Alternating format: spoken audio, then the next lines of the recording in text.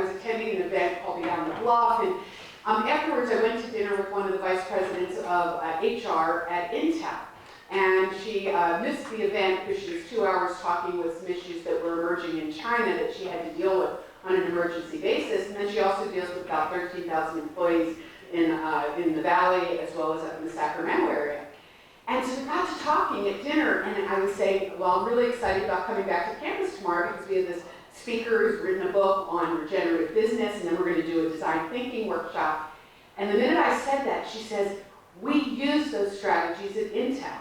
And we were looking at organizations that had issues. You know, when we talk about Esha's book about healing the world, one of the issues that Intel was dealing with was how do we really create true authenticity around diversity and inclusion and give people with talent true opportunities. Because when they were looking at folks who were being promoted in the organization, and they would ask managers, how can we promote this person over another? The managers would respond, well, we gave this person a promotion because they're both great, and I don't have budget to promote both. And they used a design thinking and a regenerative business thinking, the way it's written in the book, to really go back and explore, was the issue who was getting promotions, or did it go way back when they were recruiting talent, when they were deciding who got put on what projects, and how you grow talent in the organization. Anyway, she was so excited talking about it. It was about a 40-minute conversation. But it reminded me that I wanted to talk about the convergence of all of that as I got excited about welcoming our speakers. So as many of you know, the College of Business is deeply committed to the Sustainable Development Goals, and that we believe that business must have a voice at the table if we hope to make real progress with many of the biggest issues that we wrestle with in our world. So I couldn't be more pleased to be introducing the director of our Institute of Business Ethics and Sustainability, who will introduce our speakers. I'm super excited about spending the afternoon with you all, and with that, I will turn it over to Jeff Dees. Thank you so much. Thank you. Thank you. It is a great honor to be with you this afternoon. My name is Jeff Dees. I'm a professor of management and also the director for the Institute for Business Ethics and Sustainability. And we're really honored to have a creative afternoon, really to be inspired by business vision of restoration and healing, and then to apply design thinking, really to work, really to think about how do we bring this forward. And so we have both Esha Chhabra, who I'll introduce in a second, and then Greg Warman, who will be doing our workshop. Just a couple of logistics before I introduce Esha. First, we're deeply grateful to Deloitte, and thank you very much to Deloitte for sponsoring our reception and our networking opportunity this afternoon, and really supporting us in this initiative this afternoon. Also, from a logistics standpoint, we're going to have Esha's keynote here, and then we're going to move to St. Robert's Auditorium, and at 2 o'clock begin the workshop with Greg Warman. So there'll be a break there. I also know, a lot of you guys are my students, I also know that some of you have class at 1:45, so there may be a little bit of a challenge. And so please, if you need to exit a little early, please make sure that you don't do that in front of the videographer. We are recording this, and this will be available, the full recording for each of you, and then also some of the materials from this afternoon so you can continue to have access to that as well, okay? But let's introduce Esha. Esha Chhabra has been a writer and journalist focused on global development, the environment, and business for over a decade. Her work has appeared in the New York Times, Economist, Guardian, Forbes, The Washington Post, Fast Company, Wired, and more. She goes beyond greenwashing to determine if companies are actually pushing the needle.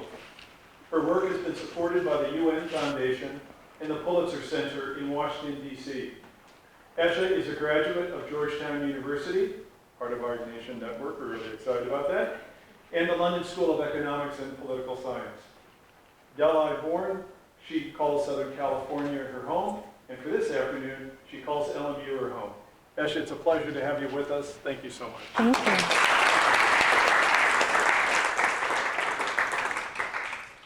Thank you, everyone, for having me this afternoon. Before I start, I know we have some people leaving possibly at 1:45, so I wanted to make this as interactive as possible and as interesting as possible.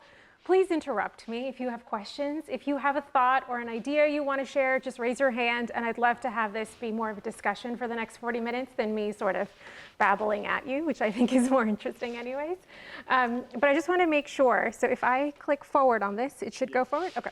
Lovely. So before I dig into regenerative business, which is the new big buzzword that everybody's talking about, I thought I'd tell you a little bit about myself. I am not an academic. I am a journalist, and I am somebody who's really spent the last 10 years on the road traveling and seeing these stories firsthand and meeting with loads and loads of entrepreneurs. So can anybody, share with me, do we have a raise of hands? How many people want to be an entrepreneur in this room?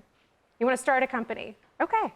I would say quite a few of you. How many of you want to be an intrapreneur, like work within a company to create change?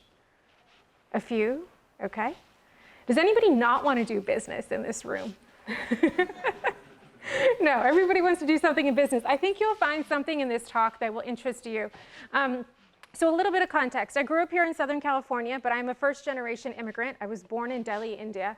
And I came as a young child to this country. I was 6 years old when we came here. My father is an entrepreneur. That's how we built our living here. So I've been surrounded by business people. Business has always fascinated me.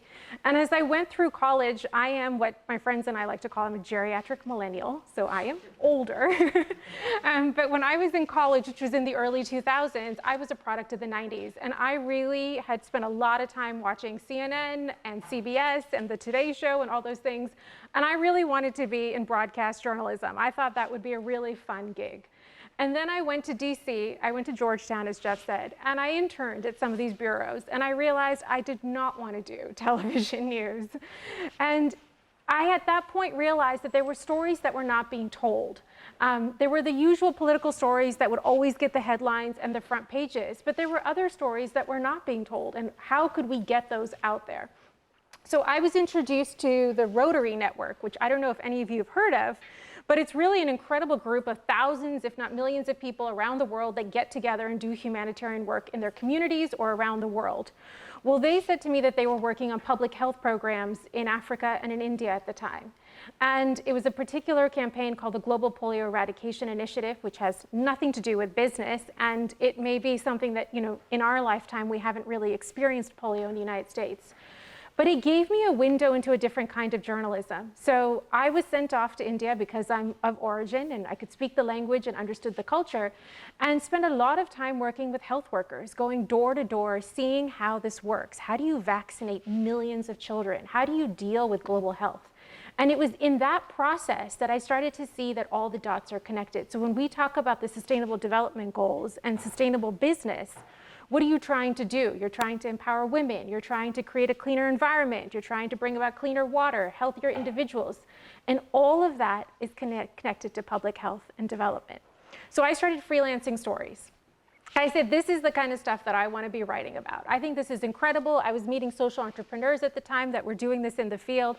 And lucky for me, some editors at The Guardian picked up my stories.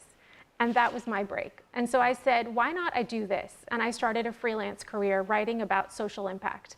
Now this is mid-2000s, right? And then kind of creeping up towards 2010, when this term was really just coming into the lexicon. I don't know if you all have heard of Nicholas Kristof. He's a well-known journalist at the New York Times, but he had a column where he was writing about development.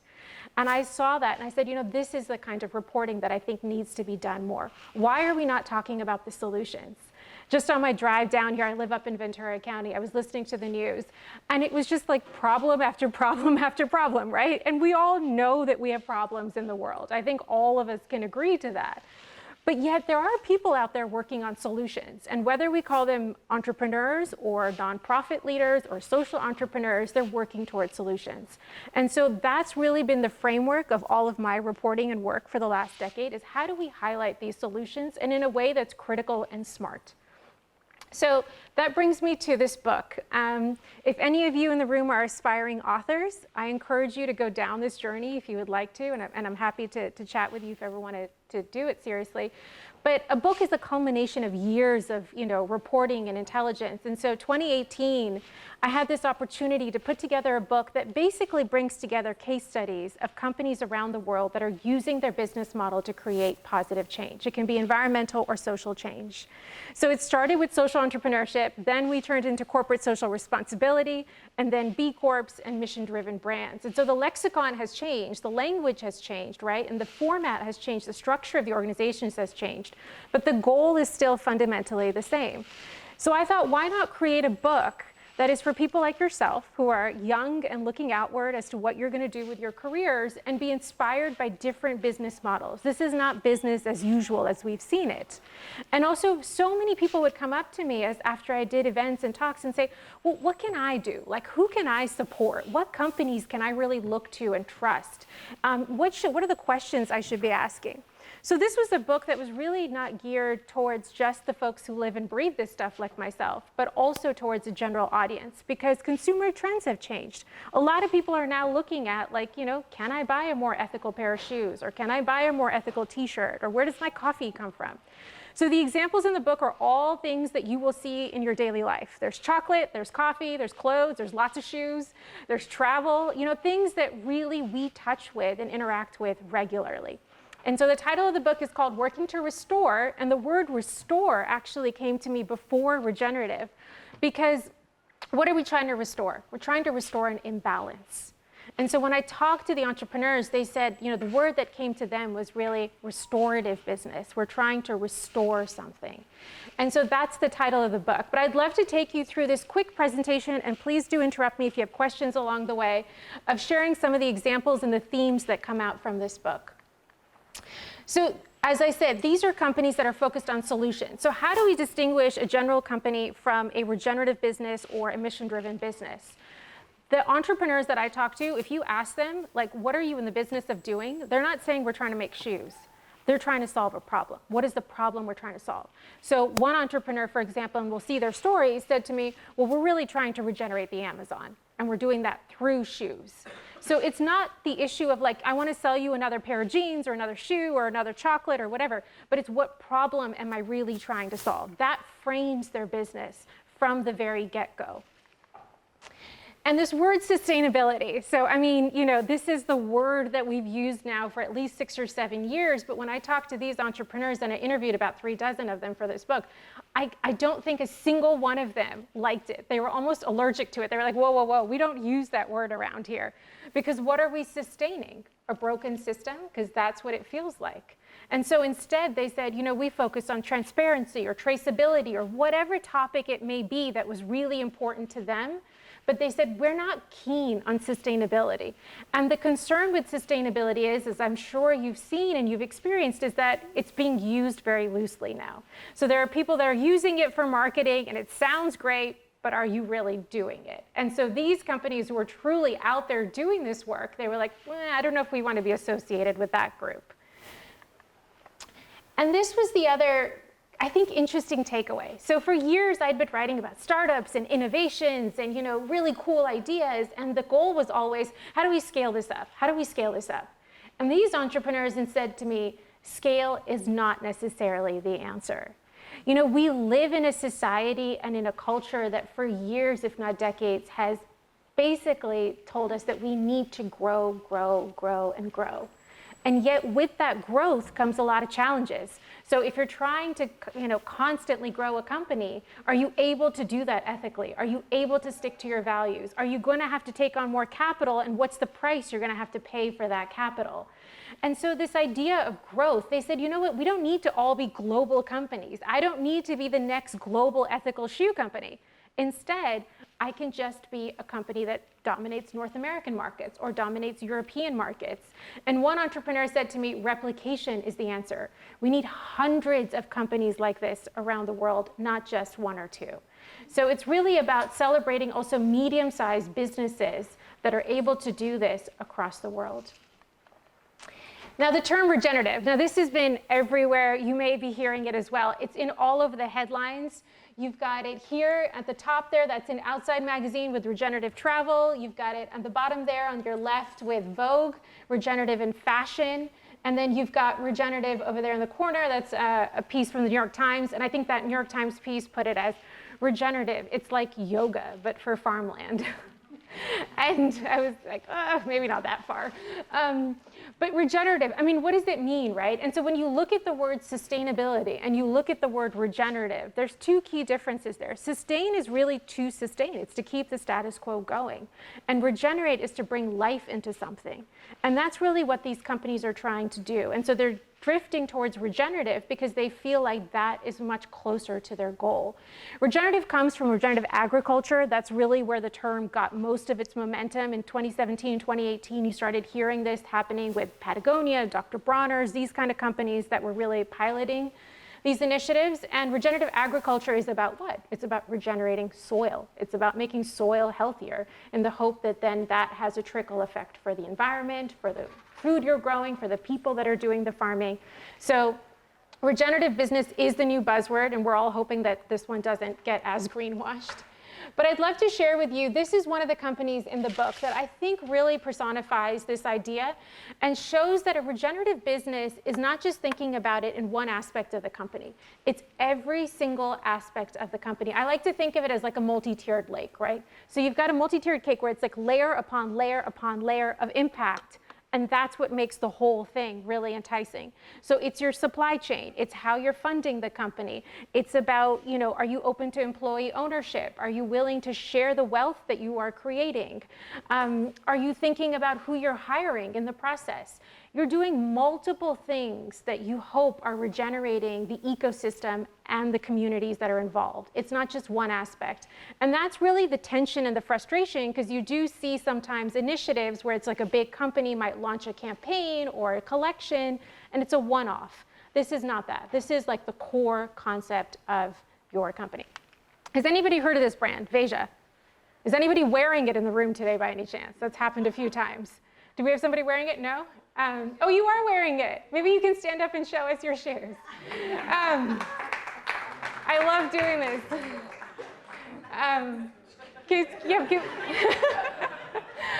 But the Veja's been around for 20 years, perhaps a lot of your lifetime, which is so interesting because this is a company that was started by two Frenchmen, Sebastian and Francois, who knew nothing about fashion. They put 20,000 euros towards this idea of how do we regenerate the Amazon? How do we regenerate soils? How do we employ people that are considered unemployable and just challenge the whole fashion industry? And so these two young guys got together. They're from France. They had had some experience traveling in Brazil. They knew that Brazil was a really rich country in terms of resources, and they had done enough work for other kind of, larger brands to see what was wrong with the supply chain. So they said, can we rectify that and build a different kind of supply chain in one country, which has less of a footprint, because most shoes, unfortunately, you're buying components and parts from all over the world that are getting shipped around and then manufactured and turned into a finished product and then sent to you, the customer. So they said, can we do it all in one country? And they started with less than 20,000 euros. Fast forward 20 years, they're now, really become more of a global phenomenon. You have celebrities wearing them, and they've really taken off in the last 5-7 years. But their model is really interesting. So I'd like to walk you through different aspects of it. In 2017, I went down to the Amazon, and I spent time understanding how every aspect of their company works. There's the shoe. So if you didn't see her shoes, that's what they look like. They're known for their famous V there. But this is a part of Brazil where you get to see both sides of the equation right now. So next to these trees that are standing upright, there's cattle farming going on where the land has been cleared completely. And Veja said, we want to figure out a way that we can incentivize the people who live in these communities to sell us a product that actually already is native to the Amazon instead of having to turn to cattle farming. So this is rubber. Many of us are wearing clothes and products that are made with, synthetic rubber. But they said, how do we incorporate natural rubber? And natural rubber comes from rubber trees that are native to that region. And if you tap these trees properly, these trees can produce rubber for decades, and there's no damage to the trees in the process. And in fact, a lot of the population who lives in the area, they're called seringueiros in Portuguese, and it means rubber tappers. They know how to do this. And so they go out every morning and they scrape parts of the tree where you can see those kind of, scrapes in the top left there with an axe, and then it drips down the butter, and then, the rubber, and then they collect it, and that's enough to then turn into a sole of a shoe. So this was one aspect of their supply chain. It took them years to get it going. It was not an easy proposition. And those are the seringueiros that you can see that I sat and met with. And it's interesting talking to them because they will tell you flat out right, well, what else can I do to make a living in this area? I can do cattle farming. I can be a part of the timber industry, but all of that is destructive. I really want to do something that's far more regenerative for myself and for the next generation. So that's what it ends up looking like before it's processed. So this is all rubber that's then stored in a little warehouse outside of the region. And it's taken down to a facility that you can see there in the bottom right. That's in a city called Porto Alegre, which is on the southern border of Brazil, bordering Uruguay. And that's where it's turned into shoes. Now, the other aspect of Veja's supply chain is that there's the factory there, and there's the finished shoe, is that as you can see in that shoe there, there's a cotton upper to the shoe. So Veja decided that they would get organic cotton from the northern part of Brazil, rubber from the Amazon, and manufacture the whole thing in the southern part of the country in Brazil. All of that's happening in one country, so the footprint is a lot less. Then that shoe is transported by sea, and only by sea. They're very adamant about that because they don't want to be involved in shipping things by air, which is more costly and more heavy on the carbon footprint, to a warehouse in France, in Paris. Now again, this could be a warehouse where you hire any fulfillment company to do your fulfillment and get these shoes out to you guys. Instead, they decided to partner with a nonprofit. And the nonprofit hires people who are disabled, who come from marginalized communities, who maybe are not considered employable by other employers, and they do all of the fulfillment. And it's grown year after year that their initial warehouse and their initial group of employees was just not enough. And so they've had to keep expanding. So every step of the way, they've thought through, how are we making this shoe and how is it creating impact? One last detail. So a lot of shoes and a lot of fashion brands, they love sports people, they love influencers, they love models, people from the fashion industry to wear their clothes because it helps sell it. But to do that, you have to pay them a good amount of money. Well, Veja said early on, we're just not going to do that. We're not going to spend on that kind of marketing. And so all of that money went back into the supply chain so that now these rubber tappers are making the same amount of money, if not more money, than they would be doing cattle farming. And they've been able to make a successful business that's still self-funded, which started with that initial 20,000 euros today, which is pretty remarkable and still pretty unique in the fashion industry, but it's a model of like, you can do this if you really want to. So that's the warehouse you can see there, and that's a nonprofit that they partner with, and they hire individuals that come from all kinds of walks of life that have difficulty getting employment. This is a video I'd love to share with you. How do I click on this, Jeff? Because this is a really lovely short video. Do we have a way to watch it? On the lectern, is there a mouse? Yes. Can I use that and just click on it? Will that work? Oh. Yes, yes, yes, yes. Can we get sound on this? And how do I hit play? Because I don't see a mouse. Can I help? Yes, please. Yes. Oh, here we go. It's somewhere here. No, I think I need you. Okay. I see it, but I can't control it. Let me see if I can help you out. Yes. There's like a keyboard down here too. How do we just hit that play button? Because that'll make it go. Can you tap it? No, it's okay.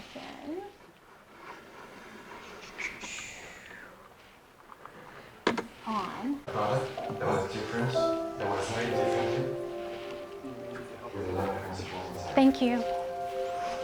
And we thought if we wanted to change something, we had to create a company.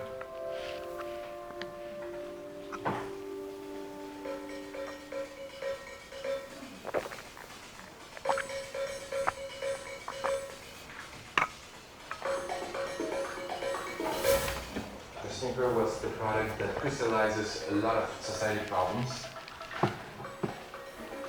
brands are lowering the cost of production in very poor countries with raw materials that are not ecological at all. That's why we started something different.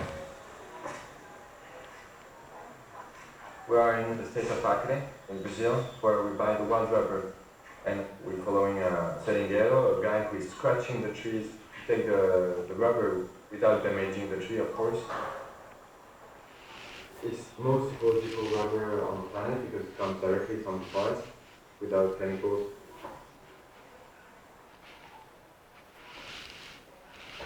We buy this wild rubber to put in every single sole of Veja sneakers. We buy almost 200 tons a year on fair trade principles, almost 3 times what is worth on the market. This is approximately 1 pair of shoes.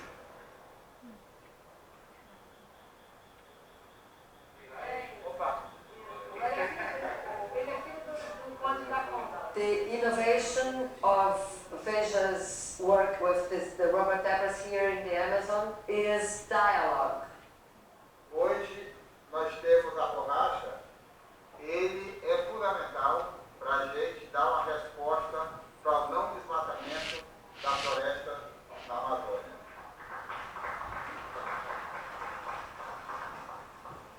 The biggest enemy in Amazonia is cattle.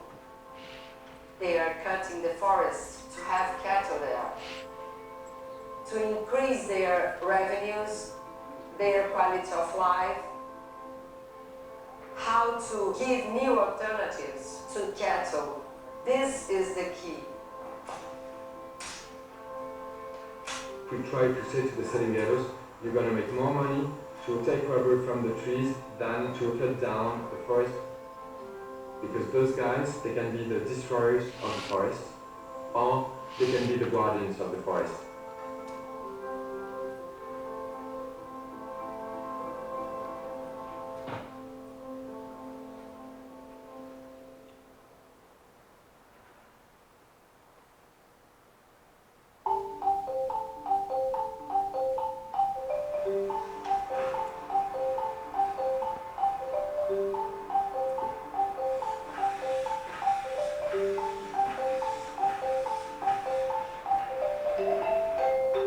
We chose to produce in Brazil because of the conditions of the workers, the rights of the workers.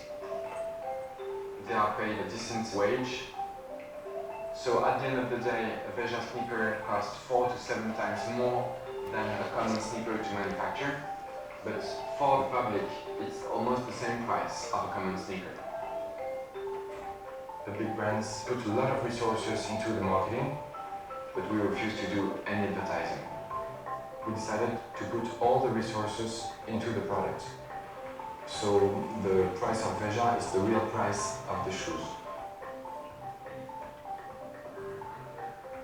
The beauty of something is not only its aesthetics, it's also the idea of the thing that you are looking at. The concept, the way it was thought, the way it was built.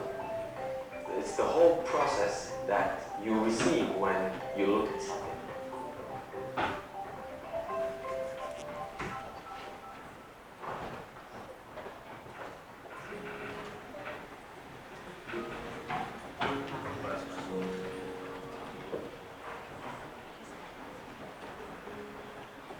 This is my favorite place in the forest.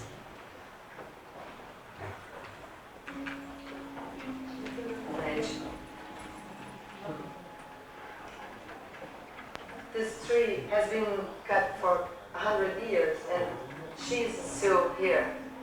It's like a mother that gives us the milk to maintain people, to maintain the forest, to maintain the climate, for the health of the world. This tree is very important for this.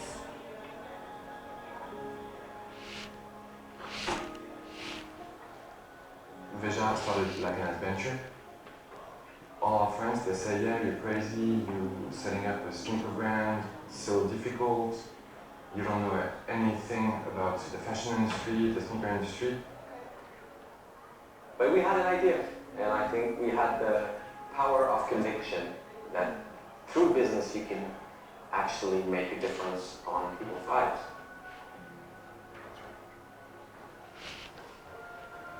I might need help. Let's see if this will cooperate. Just try the escape button. There we go. And then you can exit out with the mouse. Yeah.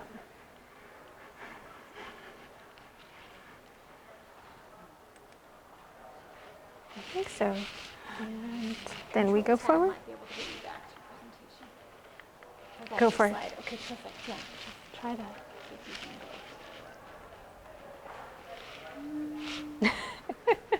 This should be your PowerPoint. There we go. Oh, we're back in. Okay, lovely.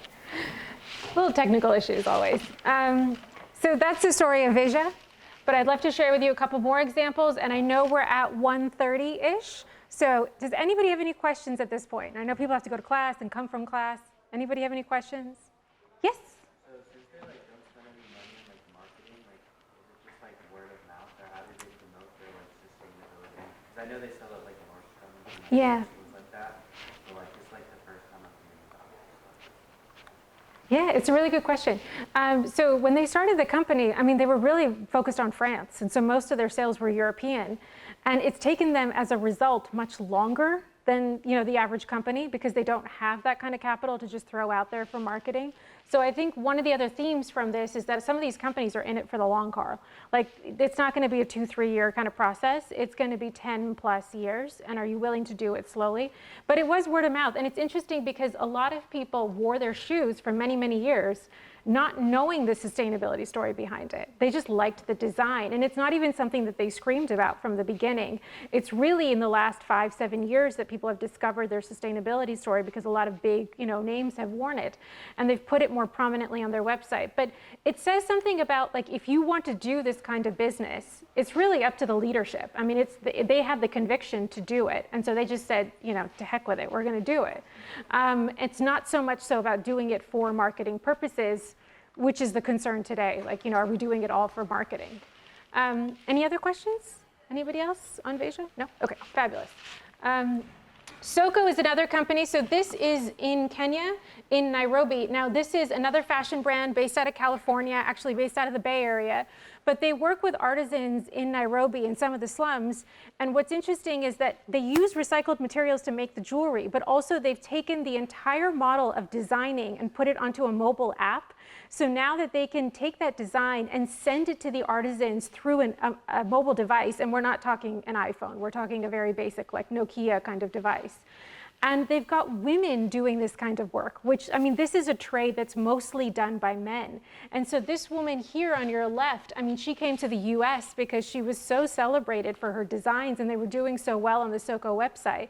And if you ask her, it's like, well, would you have done this otherwise? And she said, no, it's because this business was available, gave me resources, showed me the process of doing it, and now has taught me that, yes, you can do business, and now she's employing other women in the process. So that's a quick example of technology also meeting social good. Satex is another brand. All of us wear jeans. I'm wearing jeans today. Many of you are wearing jeans. Denim is not good for the environment, sadly. But Satex is a company in Vietnam which is really rethinking how they make denim. And so a lot of the big brands like Everlane or Madewell have started to work with them, and they're doing it without water. And the entrepreneur who started Satex said, okay, it's one thing if we just do environmental stuff in our factory and we have these practices that are really good and cutting down on the use of chemicals and water. But how do we also build a different type of factory altogether? I mean, you've seen the stories, you've heard the news, you know about Rana Plaza, you may have heard of. Factories are really seen as places where people go and there's not a lot of windows, it's not a nice place to work, you're not necessarily getting paid a lot of money. He's like, well, how do we change that? How do we create a different kind of factory? So his vision is they're growing food, they're feeding people in the cafeteria, they're supporting the healthcare of their workers through different programs, and they're doing all of this environmental work. So again, it goes back to this idea of it's not just one arm of your company, it's every aspect of your company. And the book also goes through loads of other examples beyond fashion. So as I mentioned, there's coffee, there's travel, there's health, there's all kinds of things. So I'll just go through one or two of these on each slide rather than all of them. In the world of food, I think the beer one is really fun. In the UK, there's a company called Toast Ale, and they said, you know, can we make beer out of wasted bread? So if you've been to London and if you have, you know, traveled around the UK, you know that the Brits love their ready-to-eat sandwiches. They're like on every street corner you find a Pret. Well, a food waste activist said, well, you know, a lot of those sandwiches, when you make them, the end slices of the loaves are getting trashed, literally just dumped, because they don't suit the criteria for what the company needs. So he said, well, people have made, you know, beer out of bread for a long time. Why don't we do that? And so they partnered with this really eco-friendly brewery up in Yorkshire, and they've made a beer, and it's called Toast Ale. And now it's available in pubs, in grocery stores. And you know, what's even better is that for another layer of impact, they've decided to take all their profits and channel it to a food waste nonprofit. So the cycle sort of impact continues. In travel, I mean, travel is something we all love to do. It's a question I often get asked is like, you know, can you travel ecologically? Can you really think about it when you're getting on a flight and all the emissions that are involved? If we put aside the conversation of what jet fuel will look like in the next 10, 15, 20 years, what can consumers really do today?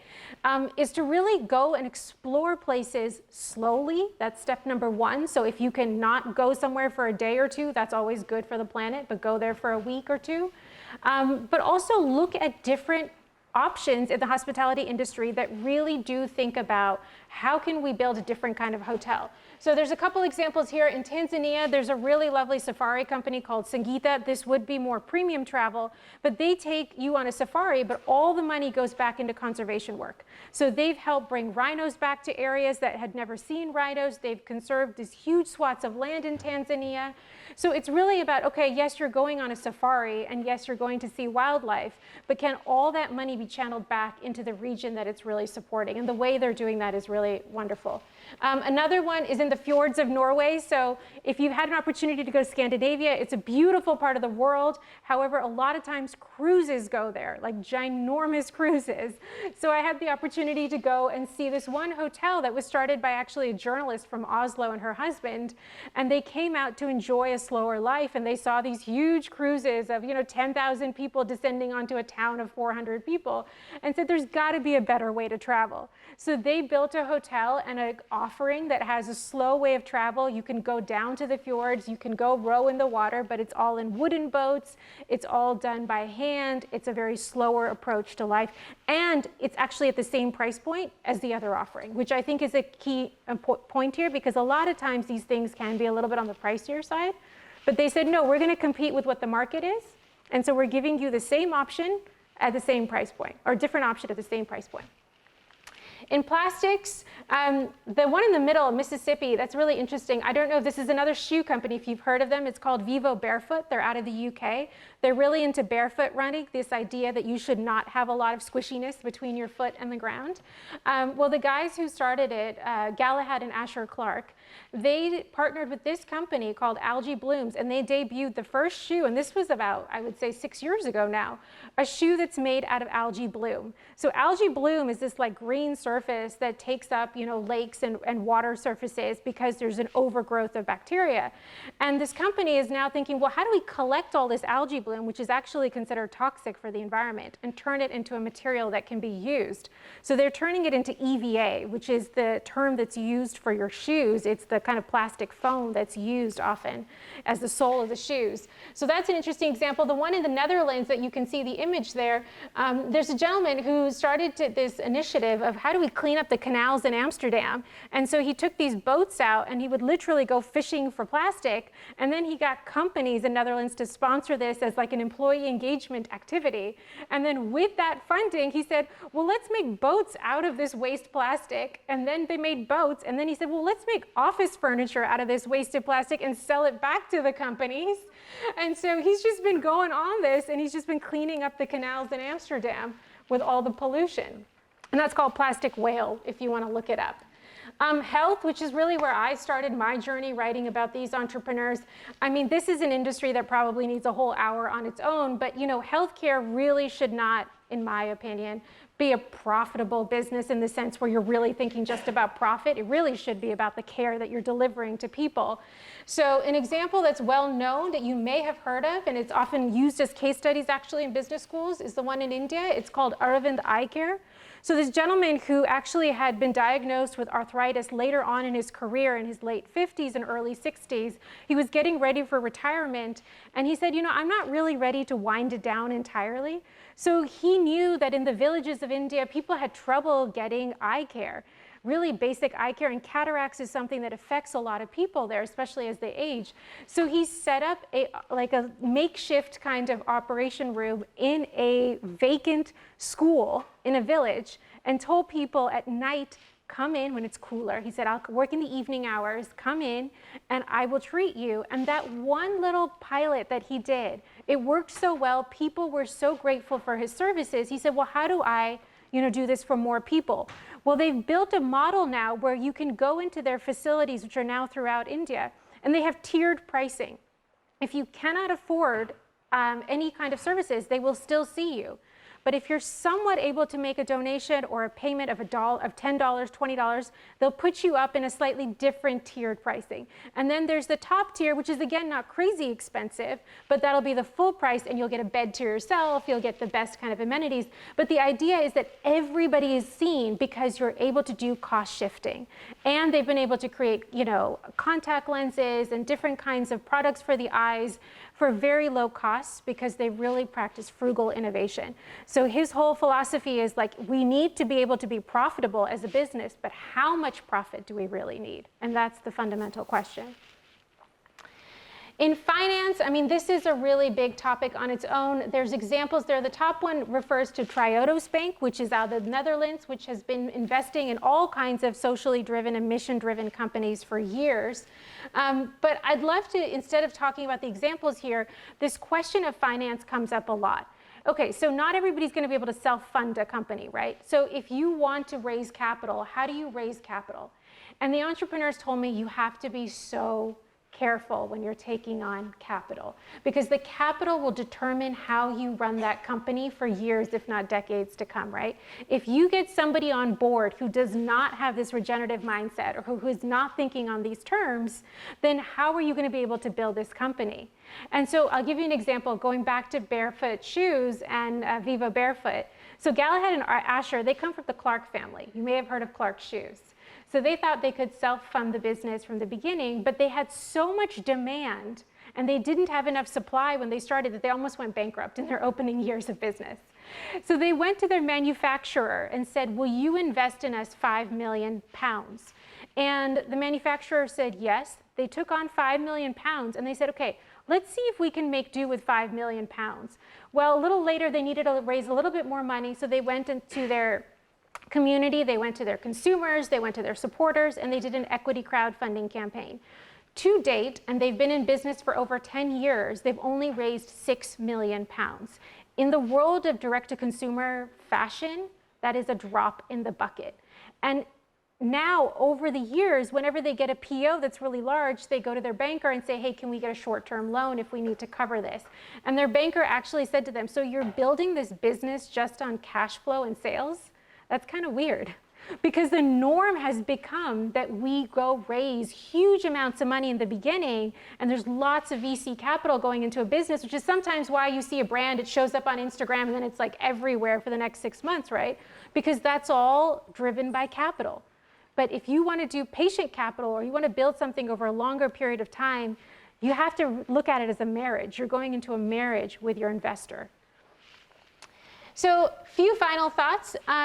These are 3 big themes also that came up. Rethinking waste, we touched on a little bit. A lot of these entrepreneurs, they think of waste in a different way. So whether you're repurposing, sandwich slices into bread, or taking scraps of textiles and turning it into a new fabric that you can sell. So there's the toast example. But the other one is also employee ownership, which I think is interesting. There's a company in Arizona, it's called Technicians for Sustainability. These are folks who literally install the solar panels on people's roofs, whether it's for residential use or for business use. And the gentleman who started this company said, you know what, the folks who are doing the hourly labor out there day to day, they're not going to be able to amass personal wealth doing this job. This is not the kind of job that's going to make you loads of money. So how do I share the profits that I'm making as a company with these people? And so he started an employee ownership program. And today, 40% of their profits every year are going back to their employees through this program. In the States, it's also called something as ESOP that you may come across in your studies. There are other companies that are doing it, Bob's Red Mill, if you ever buy their products, King Arthur Flour. All of these companies that are smaller, medium-sized companies are really taking on this idea of how do we share the wealth so that everybody can benefit. And this is the reason why. So this is towards the end of the conversation today. But you know, one of the frustrations people have is that, okay, well, we can do all of this, that's great, but like, how do we actually make it happen in businesses? And the thing is, there is enough money out there. And if you look at this topic of employee ownership, or you look at different profit sharing models, the frustration is really that the top historically has made a lot of money. There is a stat in here down at the bottom, if you see the third bullet.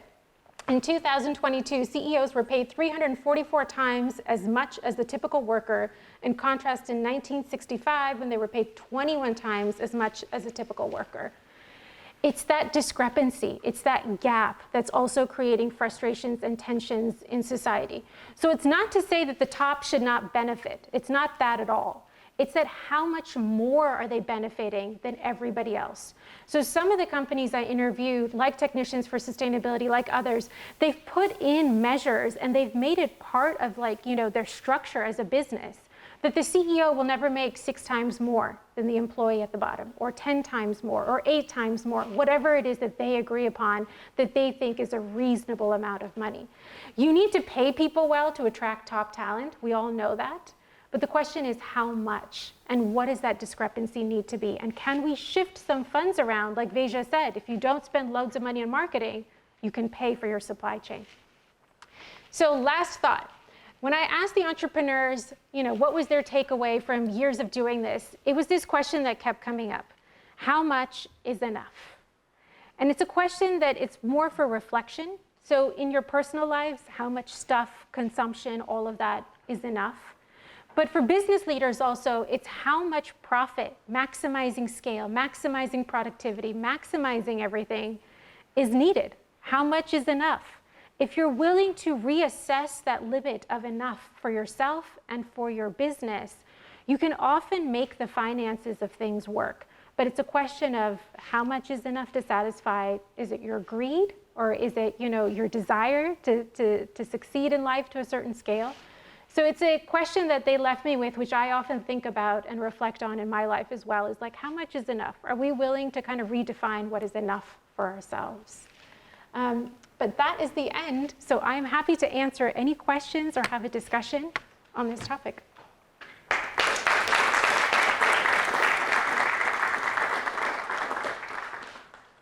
Do we have any questions? Yes. Thank you so much. I'm wondering if you see a difference in how easy or difficult, or the rate of adoption, say, between public and private companies. For regenerative business, public, it's much harder. It's much harder. There are big public companies that are beginning to do it, and it's going to be a longer and more difficult shift for them, for sure. But they're thinking about it, and I think that that's great. And the thing that I always say as a journalist also is that the scrutiny and the mistakes are part of the journey. So we've had a lot of discussion with these companies about carbon offsets and doing carbon neutrality and all of that. And some of them have now retracted those statements because they've not been able to fulfill those benchmarks that they've outlined for themselves. And that's okay as long as they're willing to go down that journey and be very transparent and honest, you know, with everybody. I think in general, people are frustrated with just the marketing side of it and the greenwashing that goes on, and really do want these companies to try. The fundamental issue, and that's why the finance piece is so important, is that public companies have to report quarterly, and they have far more pressure to do that. So for them, maybe they're not going to be able to do all the different components of a regenerative business off the bat, but maybe they start with 1 or 2, and they just focus on that. I'm someone who comes from the philosophy that I think we should welcome all effort and change. It's not that we should just cancel out a big company because, you know, it's not working or that's just marketing. I think as long as they're trying, it's worth it, but it's much harder for them. I think when, yeah. So I'm not a lawyer or an accountant, so please fix that. Yeah. But it's my understanding that public companies may have to report Yes. sustainability, climate, and equity goals on their financial reports soon. Yes. It's a regulation that may be changing. How do you see that playing out with big companies? The regulation has been a real topic of discussion across a variety of issues. It's also like regulation that's coming into effect in Europe of what certain companies can and cannot do in terms of materials, what materials they can dump and can't dump. I think some of this regulation will take us in the right direction, but the challenge with regulation is sometimes it's designed with a very broad framework, and it's hard for every company to sort of check the boxes because each case can be slightly different. But I do think that the regulation is needed. I mean, part of the challenge that we've had is that there has been no regulation of the term sustainability, right? And so as a result, it's been used so loosely everywhere. Any other questions? Yes.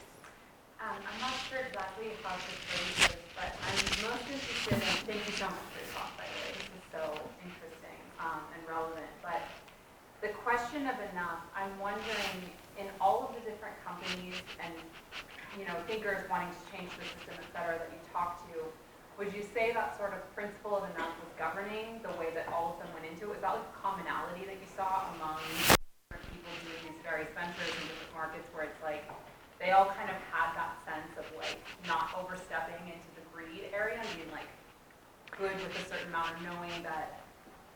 Does that kind of make sense? I'm not sure exactly how to phrase I think it comes from the top. I mean, I think we've seen this over and over again, whether it's a public company or it's a small, medium-sized business, that if the leadership at the top really believe in it and they want to execute on it, it happens. Yeah. And so, yes, I would say a lot of the entrepreneurs I spoke to, I mean, this is not a part of the book, but after having spent a lot of time with them over several years of interacting with them, I would say that they're very mission-driven people themselves, and then that percolates, and that sort of affects everybody around them. So yes, I do think it comes from the top. I mean, many of these companies, they have options from the beginning, right, that they could do things differently. And it's harder to do this. It's usually more costly, it's usually going to take you longer, and it's probably going to be a bumpier journey, but they want to do it. It's interesting to note that many of them said they had lower turnover as a result of the kind of organizations that they were. Even going through periods like COVID, where there was a lot of turmoil, that they said that, we were able to retain a lot of our staff because we really do believe in these values and do them, not just articulate them. So, any other questions? Yes. Yeah, kind of going off of that, I'm just wondering, basically it seems like the way that a lot of our economic systems are structured makes it so the incentives kind of make people want to go in the opposite direction and do business or slower growth. And I was just wondering, what are some selling points for people to philosophically convert them to getting behind that? It's a really good question, actually. So, I mean, how do we get people to do something that's harder and more complicated and possibly more costly? The long-term goal, I think, is really, so one, I'll say, like I said, I'm a geriatric millennial. I'm getting older. But the generation that's right behind me, your generation, you guys are really passionate about these issues. And we're seeing it now translate into consumer choices, that people are looking at supporting certain brands and certain products because they believe in what they're doing as a company.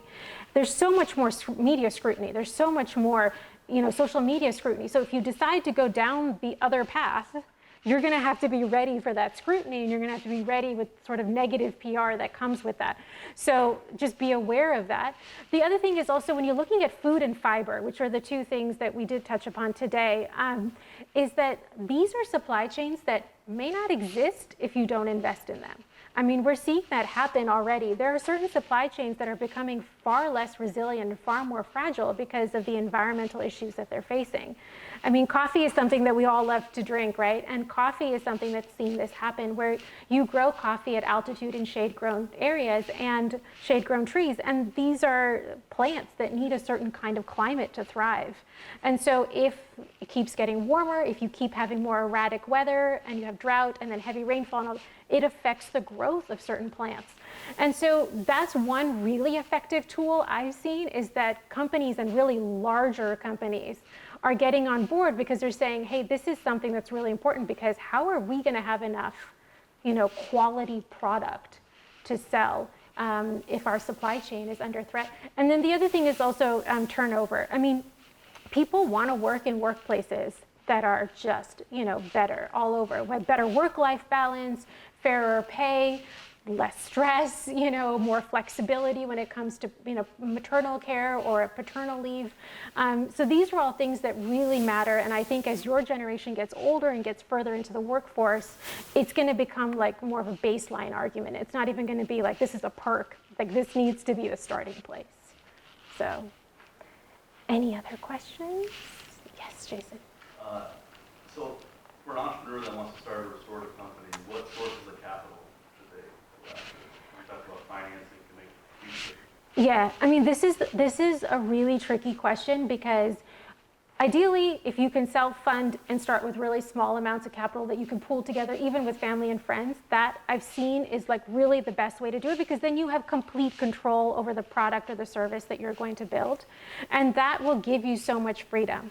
But if you are going to raise capital, I mean, many of them said to me, how long can you get away with, like, is it 2 years? Is it 1 year? Is it 3 years before you do have to go to the larger establishments to raise capital? So if you're looking to start a company and you have an idea that, has some kind of mission embedded in it, I would say explore other options, whether it's crowdfunding, whether it's family and friends, whether it's self-funding, all the avenues that really don't have equity as much attached to it.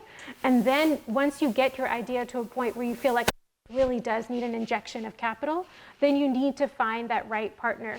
There are loads of impact investors out there, but I do think of it much like speed dating. You sort of have to go through lots of them, and then find the one that resonates with you. And really do be very thoughtful as to who you give up equity to. I mean, that's something that it's really case by case. Yes? From the companies that you listed, are they working with local governments and policymakers to become more regenerative in policies? Absolutely. I would say a lot of these companies, when they get to a status where they're financially stable, they are getting far more into advocacy work, because they see that as so tangential to what they're doing and their impact. So absolutely. I mean, like Toast, for example, does a lot around food waste in the UK. Veja actually worked with the local organizations in Brazil, where they're sourcing their rubber from, to create opportunities for the local community beyond just the rubber tappers, and to create awareness around these issues. So a lot of these companies do get into politics where it pertains to their work. Any other questions? Well, thank you. Yes?